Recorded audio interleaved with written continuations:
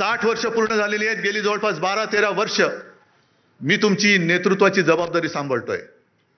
पण जे आरोप माझ्यावरती होत आहेत ते जर तुम्हाला खरं वाटत असतील तर तुम्ही मला सांगायचं, मी आत्ता या पदावरनं पाय उतारवायला तयार आहे. फक्त माझी एक अट आहे की ही सोन्यासारखी शिवसेना चोराच्या दरोडेखोराच्या हातात जाऊ द्यायची नाही. तुमच्यापैकी एक शिवसैनिक येऊ द्या, तो शिवसेना पक्षप्रमुख बनेल, मला त्याचं सुद्धा कौतुक वाटेल. मला नेतृत्वाची सोच नाही, मला नेतृत्वाची हाव नाहीये. मी आत्ता हे पद सोडायला तयार आहे. पण कोणी लाचार, गद्दार, भेसळयुक्त रक्ताचा माणूस माझ्यावरती आरोप करत असेल तर त्याला उत्तर हे तुम्ही द्यायचं आहे. बाकी मी डगमगलेलो नाहीये, मी खचणारा नाहीये. अनेक संकट आली, अनेक वादळं आली, मी पळणारा नाहीये. मी पहाडासारखा उभा राहीन, जबाबदारी स्वीकारेन. पण तुमच्या मनात जोपर्यंत विश्वास आहे तोपर्यंतच हे मी करेन. आणि ज्या क्षणी तुम्हाला वाटेल त्या क्षणी मी हे पद सोडल्याशिवाय राहणार नाही. दरम्यान शिवसेनेच्या नेत्यांनी उद्धव ठाकरे यांच्या याच आवाहनाच्या नंतर टीका केली आहे. सेनापतीने कधीच पळ काढायचा नसतो, सेनापतीनं लढायचं असतं. आणि आत्ता ही पराभवाची भाषा, आत्ताच पळ काढण्याची भाषा. मला वाटतं की ही भावनिक साध शिवसैनिक ओळखून आहे. शिवसैनिकाला माहिती आहे की शिवसेनेचा ढाण्यावाग कोण आहे, कोण 18-18, 20-20 तास जनतेसाठी काम करतो, कोण शिवसेनेचा मराठी बाणा आणि मराठी अस्मिता टिकवून ठेवतो.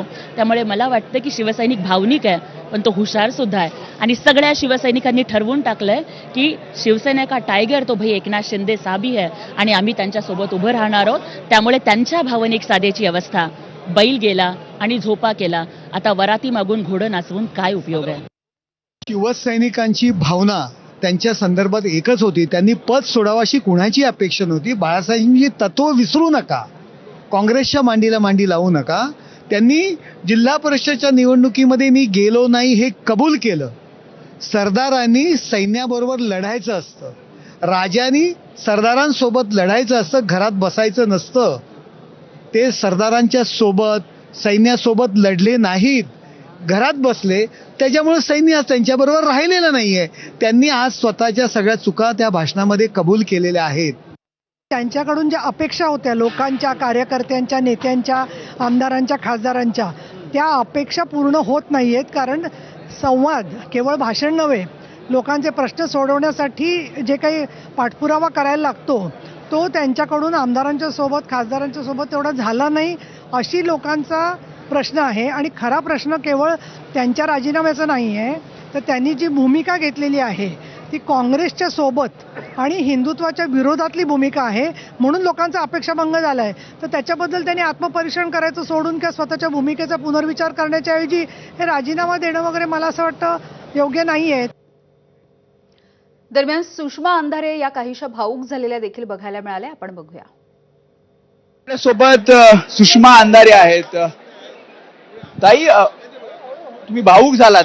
ज्या प्रकारे शेवटी उद्धव ठाकरे म्हणाले की जर जे आरोप केले जात आहेत ते आरोप जर तुम्हाला खरे वाटत असतील तर मी पक्षप्रमुख पदावरून जातो. तुम्ही नेहमी बाजू पक्षाची मांडतात आणि कणखरपणे वागतात.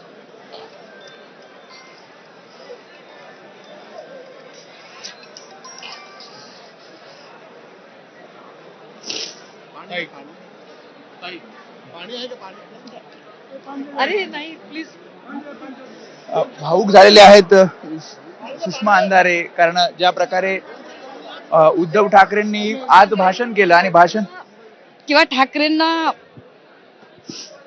ज्या सोकॉल्ड लोकांनी एक नॅरेटिव्ह सेट करण्याचा प्रयत्न केला की ठाकरेंच्या नेतृत्वात दोष आहे. तुम्ही कुणाकुणाच्या नेतृत्वात दोष काढणार आहात?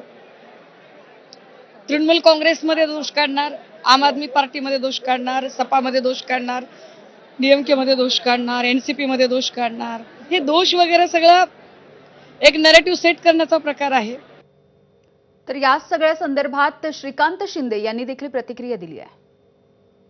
शिंदे सर आपल्या सोबत आहेत. ज्या पद्धतीने उद्धव ठाकरेंनी जोरदार भाषण केलं आणि त्यांनी हे सुद्धा सांगितलं की अनेक जे मुलं आहेत आम्ही घडवली, खासदार घडवले, आमदार घडवले, मात्र तुम्ही घडवत नाही तर फक्त पळवून नेता.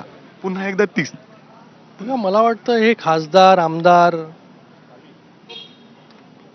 हे जे आहेत जे निवडून येत आहेत 5-5 लाख लोकांमधून 4 लाख लोकांमधून आमदार होतात, खासदार होतात आणि जोपर्यंत तुमच्या बरोबर आहेत तोपर्यंत चांगले, तुमच्याकडून गेले की लगेच वाईट. आज तुम्ही काय करता? जिल्हा परिषदमध्ये काय करता? पंचायत समितीमध्ये काय करता? कुठल्या कार्यकर्त्याच्या मागे उभे राहिले? आमदारक्या किती, असेंब्ली कॉन्स्टिट्युएन्सीज किती लढले? मी की 120 आले, किती निवडून? 20. अशी परिस्थिती जी आहे ती आहे. का ही परिस्थिती आली याचा विचार कधी करणार आहे की नाही? का फक्त मीच मीच मीच बोलणार आहे? फक्त माझ्यामुळेच झालेलं आहे सगळं, तुमच्यामुळेच झालेलं आहे, तुमच्यामुळेच जात आहेत. त्यांचं असं म्हणणं आहे की जर तुम्ही असं म्हणताय की वेळ देत नाही तर मग हे आमदार खासदार कसे निवडून आले? 120 या मधून 20 आले ना निवडून. निवडणुकीच्या वेळेस 5-5, 6-6 सभा घेतलेत मी. अरे 120 मधून 20 आले आणि ते 10 जे आहेत, हे 10 जे आहेत हे जे थोडेफार उकले आमचे त्याच्यामुळे, नाहीतर शिवसेनेचे 70 आले असते 60-80 पैकी. दोन्ही शिवसेनांच्या वर्धापन दिनाच्या कार्यक्रमामध्ये युवा नेत्यांची प्रचंड